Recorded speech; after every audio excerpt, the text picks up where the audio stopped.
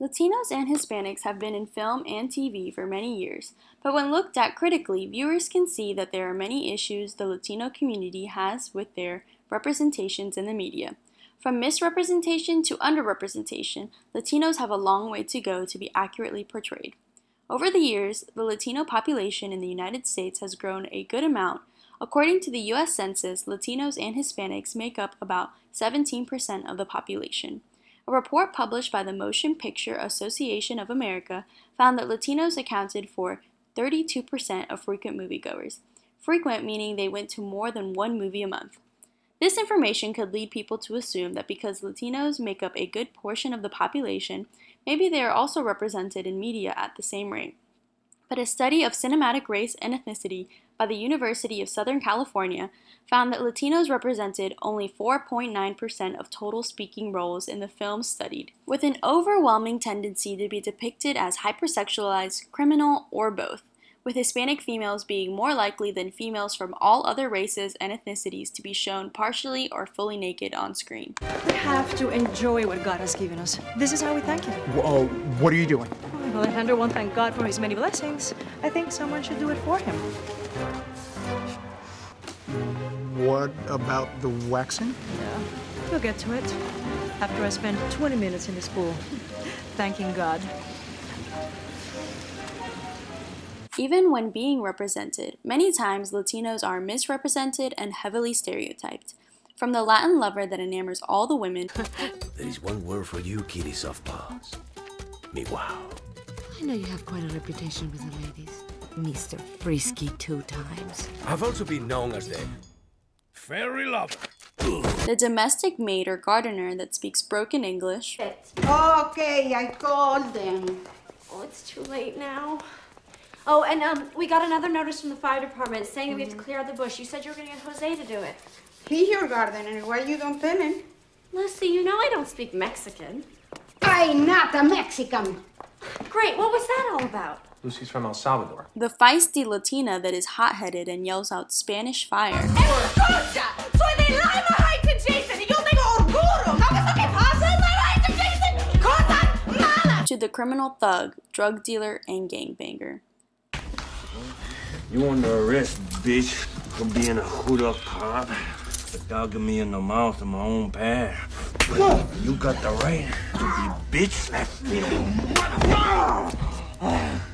But why is it that Hollywood has such a hard time accurately representing Latinos and Hispanics? One reason is the lack of Latinos and Hispanics behind the scenes as directors, producers, and writers. 2.3% of all directors are Latino or Hispanic, 2.7% of all producers, and 6% of all writers. Recently, the Latino community has had more hope that their stories will be told accurately, given that there are arguably more high-profile Latino directors than ever before. In the last couple of years, the Academy Award for Best Director has gone to Mexican directors Alfonso Cuarón for 2013's Gravity and Alejandro González Iñárritu for 2014's Birdman. Along with Guillermo del Toro, these directors are 3 of the most well-known in the business today and have told several Latino stories starring Latino characters.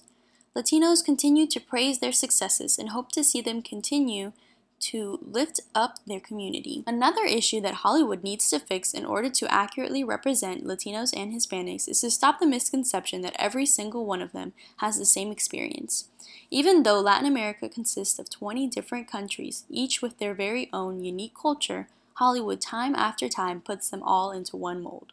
The cultivation analysis theory states that the more time one spends with television, the more one's reality is that of television or that of the mainstream. As Latinos and Hispanics continue to be warped into one experience in media, people watching continue to view them that way. Felix Sanchez of the National Hispanic Foundation of the Arts said, "The media concepts that get developed are so one-dimensional. They're flat. They don't give you a lot of movement. Demystifying who we are is very important. The only way we can accomplish that demystification is through the media." A.B. Lugo of the Hispanic Organization for Latino Actors said, "We can be whiter than the whitest white and darker than the darkest dark, and that's the beauty, but it's also the conundrum of, what does a Latino look like? But just because we have a variety of looks does not ensure that we get a variety of roles. In recent years, there have been many strides in improving Hispanic and Latino portrayals in the media, with shows like Jane the Virgin. Okay, well maybe Zed was just selling counterfeit edibles.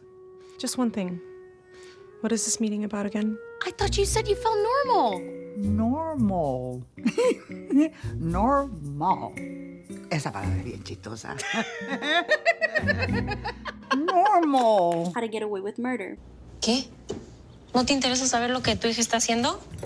Cosas horribles pasan todo el tiempo y perdón si creo que eso es más importante hablar de esas cosas que estar hablando del golf o las nanas o las banalidades y estupideces de las cuales ustedes se las pasan. Mozart in the Jungle. His desired dynamic shift from bars 27 to 34. The bass player. He's old. He can barely hold his bow. I don't know who you were torturing more. Me or him. And even Handy Manny. Hola, Handy Manny's Repair Shop. You break it? We fix it! This is Manny. Hola, Manny. Habla señora Álvarez. Hola, señor Álvarez. ¿Cómo estás hoy? How are you today? Muy bien, gracias. The solution to the problem of misrepresentation of Latinos and Hispanics is simple. Make sure they are being represented not just on screen, but behind the scenes as well, and destroy this concept that all Latinos and Hispanics are the same. It cannot be done in a day, but with patience and perseverance, change is soon to come.